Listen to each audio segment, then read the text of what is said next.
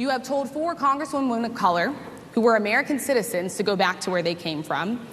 You have used words like animal and rabbit to describe black district attorneys. You've attacked black journalists, calling them a loser, saying the questions that they ask are, quote, stupid and racist. You've had dinner with a white supremacist at your Mar-a-Lago resort. So my question, sir, now that you are asking black supporters to vote for you, why should black voters trust you after you have used language like that? Well, first of all, I don't think I've ever been asked a question in such a horrible manner. First question. You don't even say, hello, how are you? Are you with ABC? Because I think they're a fake news network, a terrible network. And I think it's disgraceful that I came here in good spirit. I love the black population of this country. I've done so much for the black population of this country, including employment, including opportunity zones with Senator Tim Scott of South Carolina, which is one of the greatest programs ever for black workers and black entrepreneurs. I've done so much, and, you know, and I say this, historically black colleges and universities were out of money, they were stone cold broke, and I saved them, and I gave them long-term financing, and nobody else was doing it. I think it's a very rude introduction. I don't know exactly why you would do something like that. And let me go a step further. I was invited here, and I was told my opponent, whether it was Biden or Kamala, I was told my opponent was going to be here. It turned out my opponent isn't here. You invited me under false pretense. And then you said, you can't do it with Zoom. Well, you know, where's Zoom? She's going to do it with Zoom, and she's not coming. And then you were half an hour late, just so we understand. I have too much respect for you to be late. They couldn't get their equipment working or something was wrong. Mr. President, I would love if you can answer the question on your rhetoric and why you believe I have that answered black the voters should question. trust you with another 4 I have years. been the best president for the black population since Abraham Lincoln. That's my answer. Better than President Johnson, who signed the Voting Rights Act? And for you to start off a question and answer period, especially when you're 35 minutes late because you couldn't get your equipment to work, in such a hostile manner, I think it's a disgrace. Let me just ask a follow-up, sir, and then we'll move on to other questions here. Some of your own supporters, including Republicans on Capitol Hill, have labeled Vice President Kamala Harris, who is the first black and Asian American woman to serve as vice president and be on a major party ticket, as a DEI hire. Is that acceptable language to you? And will you tell those Republicans and those supporters to stop it? How do you define DEI? Go ahead. How do you define diversity, equity, inclusion? Okay, yeah, go ahead. Is that what your definition? That is give me a literally definition the words then. Would you give me a definition DEI. of that? Give me a definition. Sir, I'm asking you a question, No, you a very have to direct define question. it. Define it for me, if you would. I just defined it, sir. Do you believe that Vice President Kamala Harris is only on the ticket because she is a black woman? Well, I can say no. I think it's maybe a little bit different. So, I've known her a long time indirectly, not directly, very much, and she was always of Indian heritage, and she was only promoting Indian heritage. I didn't know she was black until a number of years ago when she happened to turn black, and now she wants to be known as black. So I don't know, is she Indian or is she black? She has always identified as a black woman. She went to a historically black college. I respect either one, but she obviously doesn't, because she was Indian all the way, and then all of a sudden she made a turn, and she became a black person. Just to be clear, sir, do you believe that she is... I think somebody should look into that, too, when you continue in a very hostile, nasty tone. It's a direct question, sir. Do you believe that Vice President Kamala Harris is a DEI hire, as some Republicans have said? I really don't know. I really don't know. Could be. There are some, and there are plenty. I know this lady right over there, Harris, is a fantastic person who just interviewed me at length. And we had a great interview, I think, and I heard you got very good ratings on that. Well, you told me it was the longest one of your life, so we had a good discussion. Look, I want to talk about why you're here today. I mean, it is not lost on us how divided we are as a country. And as you were coming today, we really got to see that we were divided along the lines of race, along the lines of gender. And there is this question of, in this moment where we are, why come here? What is your message today? My message is to stop people from invading our country that are taking, frankly, a lot of problems with it. But one of the big problems, and a lot of the journalists in this room I know and I have great respect for, a lot of the journalists in this room are black.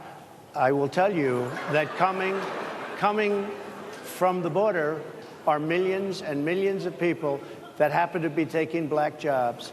You had the best. What exactly is a black job, sir? A black job is anybody that has a job. That's what it is. Anybody that has a job. All right. And Mr. President, they're taking the employment away from black people. They're coming in, and they're invading. It's an invasion of millions of people, probably 15, 16, 17 million people. I have a feeling it's much more than that. And everybody's been seeing what's happened. The first group of people, the black population, is affected most by that. And Kamala is allowing it to happen. She's the border czar. She's the worst border czar in the history of the world. There's never been a border czar like this. She's never even essentially been. She said she was there once, but not the right part of the border. So she was a border czar. She's done a horrible job. These people are coming into our country, and they're taking black jobs and Hispanic jobs, and frankly, they're taking union jobs. Unions are being very badly affected by all of the millions of people that are pouring into our country. And one thing, as we discussed, many of these people are coming in from mental institutions, from prisons, from jails. They're gang members in other countries.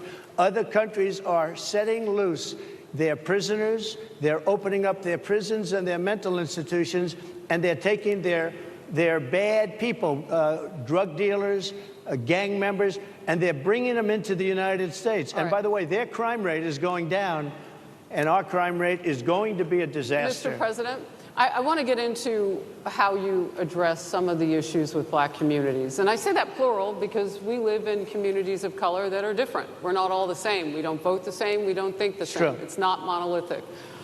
So as you come here today, I want to talk about something that bursts. And this is the weight of the inflation on this country right now. The nonprofit Money Management International recently released data from its mid-year analysis that we have found a 52% rise in people who are seeking counseling for being in credit debt. They're paying for food that is sky high on their credit cards, and now they can't pay that off. The credit counseling nonprofit MMI, as I said, is saying now that they've seen surges that they haven't seen since we were in a pandemic of people in financial trouble. Much of that falls on the shoulders of single moms, single black moms, when you look statistically. Yeah. How do you turn it around? What's your plan for the black community when it comes to money? So, first of all, it's very hard to hear you for whatever reason because of the fact that they have bad equipment, because I guess, this woman was unable to get the right equipment. But it's very hard for me to hear you, but I can hear every other word. It's very difficult, actually. But so I don't know if they can fix it or do something with it, but I'll do the best I can with it.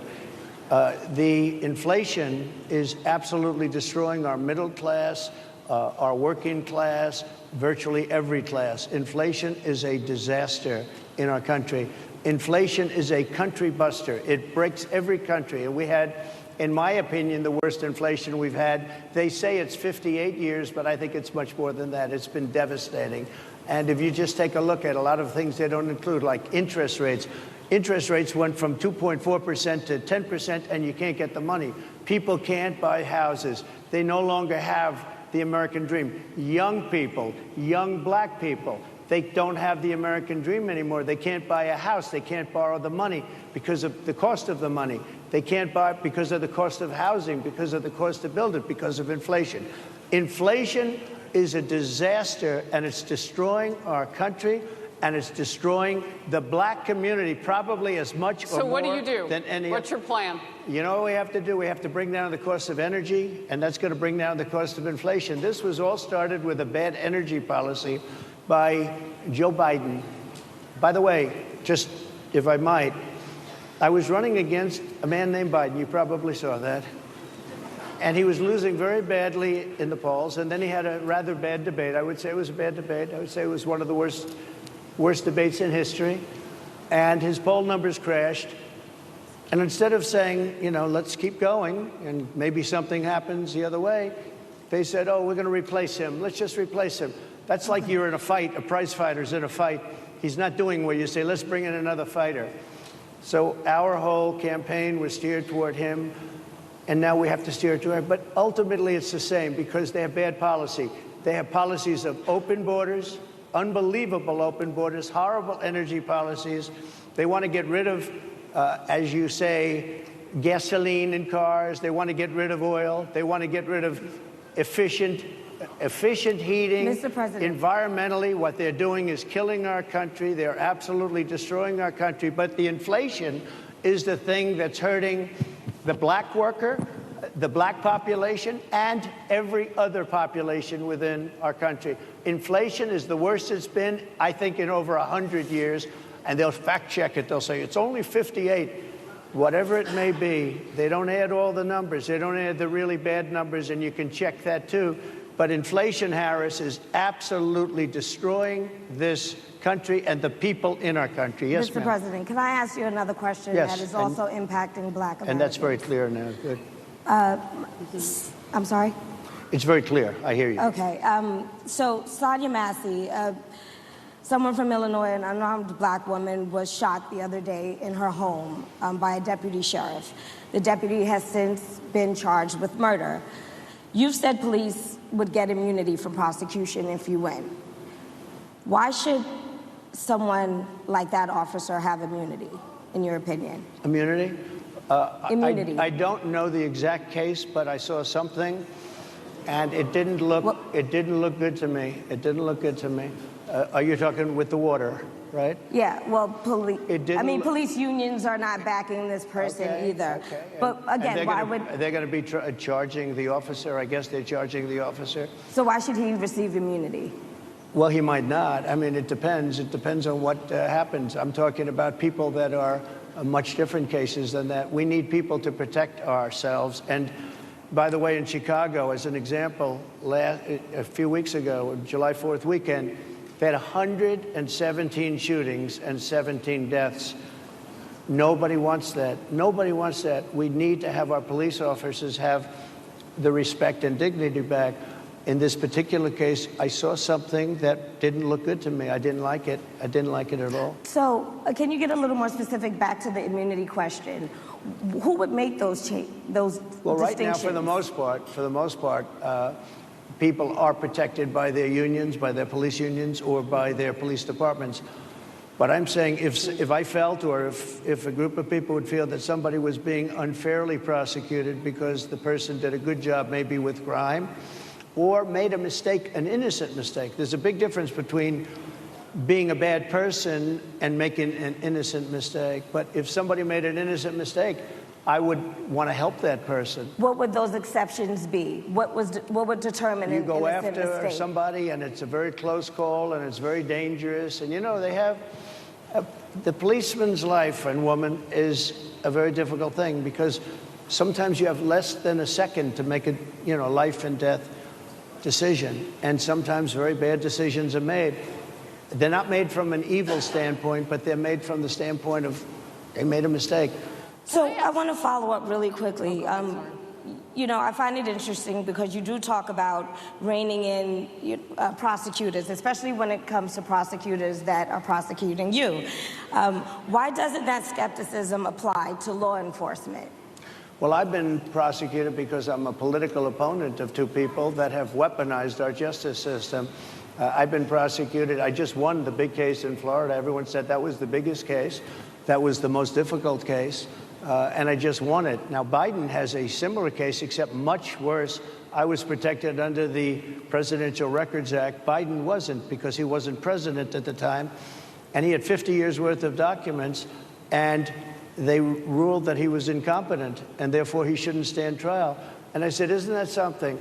He's incompetent, and he can't stand trial, and yet he can be president. Isn't that nice? Mr. President, but they released him on the basis that he was incompetent. They said he had no memory, and he was a nice old guy, but he had no memory, and therefore we're not going to prosecute him.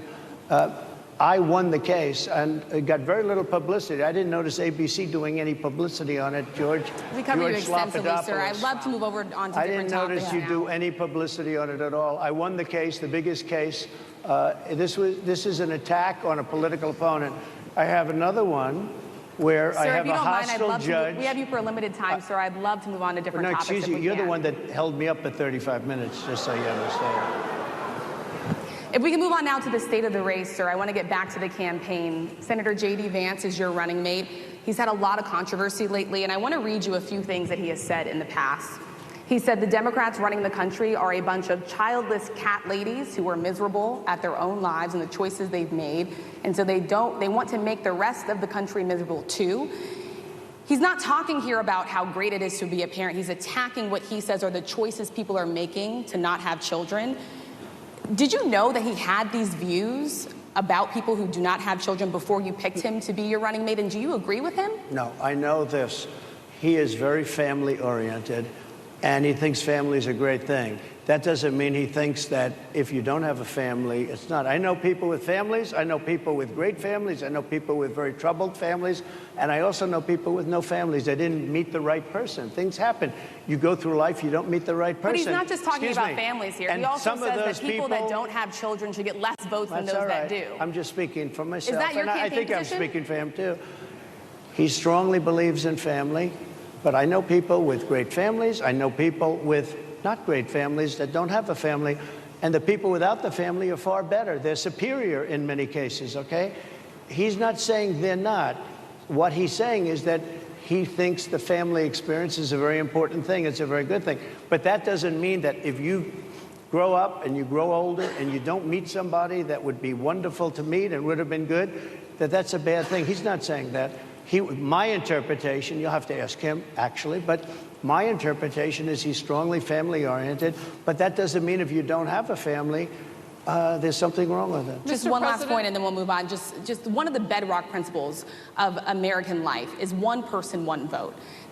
Senator J.D. Vance has suggested that someone who has children should have more votes than a person who does not have children. I just want to be clear here. Is that the position of your campaign? Well, no, but it's not something I have ever heard before. I can tell you this.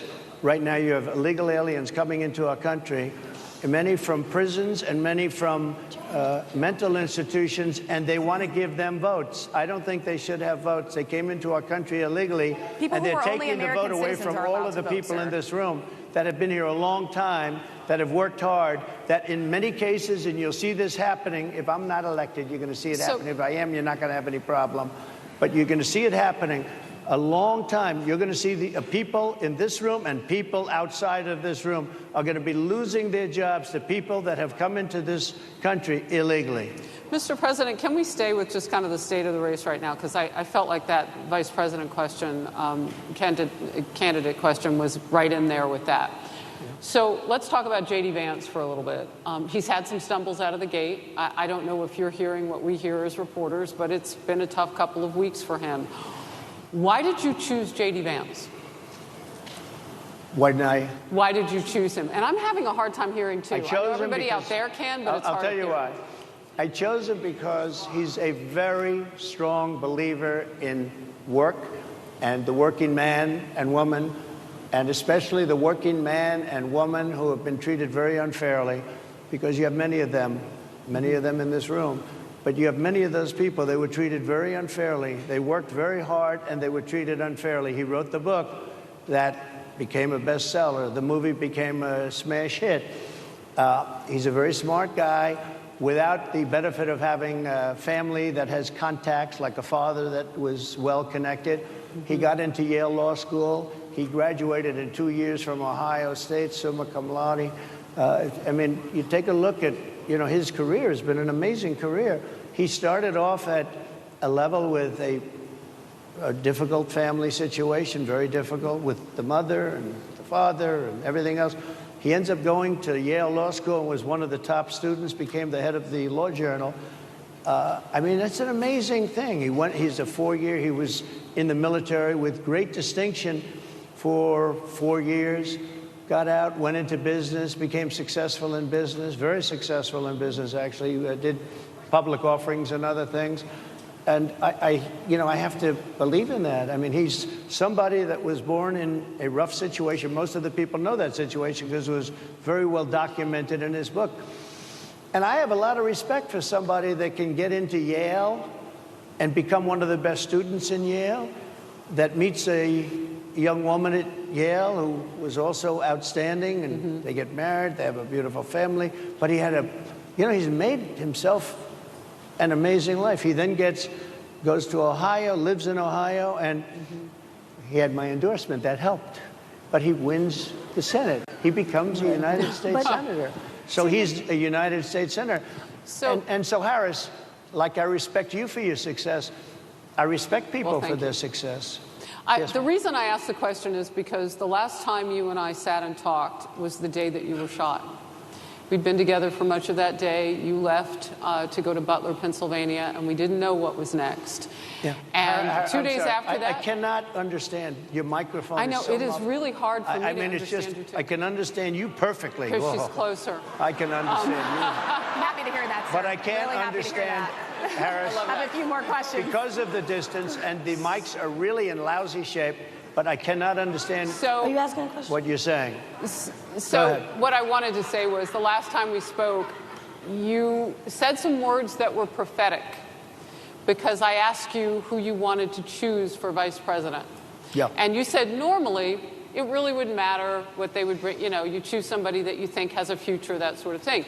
But you said these words 3.5 hours before an attempted assassination on your life. You told me that bad things happen, Harris, and that's why this decision is important this time. Bad things happen. You said it twice. When you look at J.D. Vance, is he ready on day one? Does he what? Ready on day one, if he has to be. I've always had great respect for him, and for the other candidates too. But I will say this, and I think this is well documented. Historically, the vice president, in terms of the election, does not have any impact. I mean, virtually no impact. You have 2 or 3 days where there's a lot of commotion as to who, like you're having it on the Democrat side, who it's going to be. And then that dies down, and it's all about the presidential pick. Virtually never has it mattered. Maybe Lyndon Johnson mattered for different reasons of what we're talking about, not for vote reasons, but for political reasons, other political reasons. But historically, the choice of a vice president makes no difference. You're voting for the president, and you can have a vice president who's outstanding in every way, and I think J.D. is. I think that all of them would have been. But you're not voting that way. You're voting for the president. You're voting for me. If you like me, I'm going to win. If you don't like me, I'm not going to win. I'm going to get my J.D. Vance question in. J.D. Vance? I'm going to get my J.D. Vance question in. To your point and to Rachel's point, he has a lot of opinions about childless women like myself or divorced people like yourself. Do you think, well, I mean, my point is here. But at least it was said in a friendly manner. My point is, do you think the Republican Party is getting a little bit too judgy about people's lives when you think about abortion or when you think about what J.D. Vance is saying? I don't think, look, I think that the Democrat Party is really the one that has the problem. I think they're radical on abortion because they're allowing abortion in the 9th month. They're allowing the death of a baby after the baby is born, based on the governor of Virginia. Based on the governor of Virginia, they're allowing the death of the baby after it's born. They're allowing abortions in the 8th and 9th month. Well, Democrats have denied. I think they're right. And I think the Republican Party is actually much less. I think I've made them much less radical, perhaps. But the Republican Party, what we're doing is bringing it back to the states where everybody wanted it. Democrats, Republicans, liberals, conservatives, everybody wanted abortion brought back. They didn't want Roe v. Wade in the federal government. They wanted it, everybody. But the majority of Americans oppose Roe v. Wade being overturned. They don't know about this. Right now, they're voting. It brought it back to the states. Now, I happen to believe in the 3 exceptions. Ronald Reagan believed with rape, incest, life of the mother. I do. I think most people do. I think most Republicans do also. But if you take a look, right now they're doing, it's an amazing thing, out of the federal government, it's in states, and people are voting. And I will say, Ohio is, let's call it a more liberal version, has been approved. Kansas, the same thing, a little bit surprising to a lot of people. But the people are now voting, and it's taking this issue that's been going on for 52 years and has torn our country apart, and it's giving it to the people to vote on. And they're voting. And many states have already voted. Others are in the process of voting. And it's bringing it back to the people and a vote of the people. And it's not at all radical. And again, you have to follow your heart. I happen to believe in the 3 exceptions. Most people believe in the 3 exceptions. Most Republicans believe in the exceptions. But they don't want to see an abortion in the 9th month or the 8th month. Almost everybody agrees to that. And they certainly don't want to see, in the case of the governor of Virginia, the former governor, I might add, who said, we set the baby aside and then we decide what to do. Meaning, what do? We execute the baby. That's a radical, horrible position. And some people want that. I don't want it. Most people don't. Thank you. Can I just pivot really quickly to another question about, you brought up health, Harris. You're an active man. We see you golfing all the time. But if you win, you'll still be president at 82, which is older than Biden is right now. But not mentally. Look, mentally. Here's the question. He's shot. But most people, I know many people in their 80s and their 90s that are in great shape. Some of our greatest leaders. You look at throughout the world history, the greatest leaders, some of the greatest leaders in the world were in their 80s. But here's the question. Would you consider stepping down if you felt that your health was declining? Or would you? Oh, absolutely. And who would make, I think I'd know. How would you make that decision? I think I'd know. Look, if I came onto a stage like this and I got treated so rudely as this woman treated me. Oh, my goodness. And I'm fine with it because she was very rude, sir. Very rude. That wasn't a question. She didn't ask me a question. She gave a statement. That wasn't a question. I repeated your statement, sir, actually. You said you would. You would Oh, make that absolutely. decision If I to step thought down. that I was failing in some way, I want people to be sharp. I'll go a step further. I want anybody running for president to take an aptitude test, to take a cognitive test. I think it's a great idea. And I took 2 of them and I aced them. Well, I took 2 of them. But let me ask you. Yeah. I would like to have people running for president, and I don't mean because they're 75 or 85. I think anybody running, I'd like to do it. People say it's not constitutional. I would like to have something passed where you can do it. I think we should know. I mean, I've watched what's happened in the last couple of years under this gentleman, and our country is a mess. We have inflation. We have the millions of people falling in. We have Afghanistan, which was the worst, most embarrassing moment in the history of our country. What he has done to our country, and her too, what they've done to our country, she has been a horrible vice president. She's considered the worst vice president in the history of our country. Don't mean to interrupt you, but would you consider taking the cognitive test? Mr. President. I would love to and make it public. Well, I've already taken 2 of them, but I'll do it again. Mr. President, how do you intend to... I suggested, Harris, that let's take one.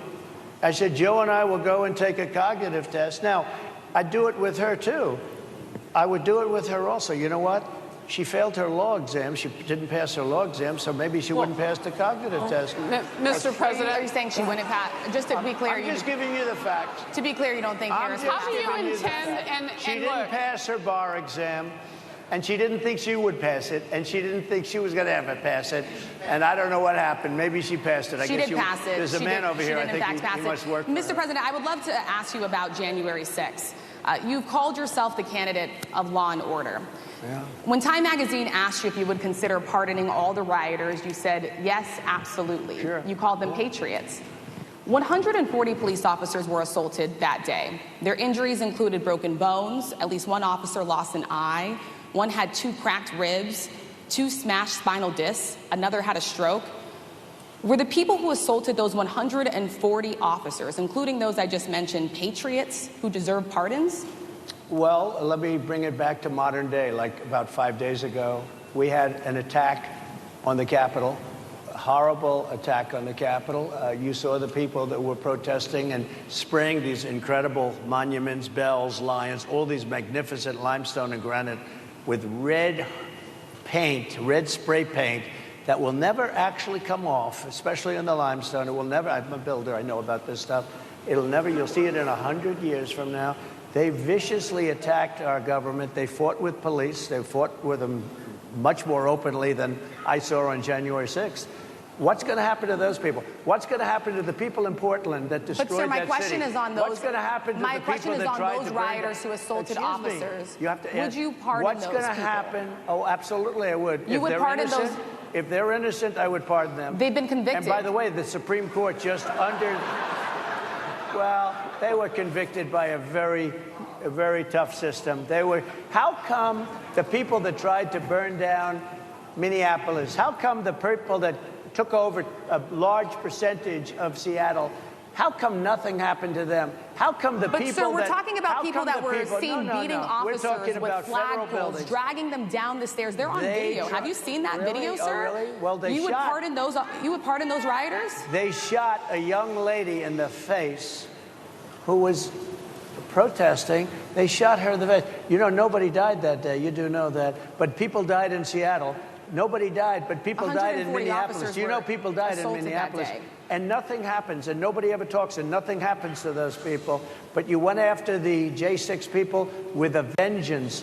And I'll tell you what about the cops that were, and I'm all for the police, as you know, but what about the police that are ushering everybody into the Capitol? Go in, go in, go in. What about that? Look, nothing is perfect in life. But you have people from Minneapolis, you have people just from 5 days ago in Washington, D.C. They were having fistfights and fighting with the police. They were spraying and destroying, they were desecrating our monuments in Washington, D.C. 5 days ago, and nothing happened to them. And you can't have two systems of justice. That's why they went after me as a political opponent, because they felt they couldn't win without doing that. And we're going to win our cases, and we're going to be vindicated. But I have to spend a lot of time on that, and money. That's what they want. After the election, they won't care. Although in my case, I think they probably will, because the hatred is pretty deep. But I'll tell you, they went after me as a political opponent. That's never happened in our country before, and it sets a terrible, terrible precedent. What do you do on day one if you win? What's your first thing? What do? I close the border. And I do two things, because I can do a lot of things simultaneously. I close the border. We don't want people coming in. We want people to come in, Harris, but they have to be vetted. They have to be checked. They have to come in legally. I want people to come into our country, but they have to be vetted. They have to be checked. So when you say, what do? That, and I drill, baby, drill. I bring energy way down. I bring interest rates down. I bring inflation way down so people can buy bacon again, so people can buy a ham sandwich again, so that people can go to a restaurant and afford it. Because right now, people can't buy food. Your grocery bills are up 40, 50, 60%, right? She's agreeing to me. Oh, she's agreeing. Thank you. I like you very much. Mr. President, I think we are. But it's true. Your grocery bills are up. And then they're mandating that you buy an all-electric car. You know, Elon Musk endorsed me, and he's a friend of mine. He's a good guy. He's a smart guy. But I'm against everybody having an electric car, okay? I'm very much against that. You have to be able to, if you want a hybrid or if you want a gasoline-propelled car. But, you know, we have more liquid gold, gasoline, oil, under our feet than any other country. More than Saudi Arabia, more than Russia, more than any other country. I want to use it. I want to use what we have. I want to bring down prices, bring down costs, and I also have to stop the invasion. And remember, they're taking your jobs. These people coming in are taking your jobs. Project 2025. I think we have to leave it there by the Trump team. All right. So leave it. That is the last word. Thank you so much, Mr. Trump, for coming today and joining us. Well, thank you very much. They've been telling us. Thank you. Thank you, everybody, very much. Great honor. Thank you, Mr. President. Thank you. NEBJ will email about details for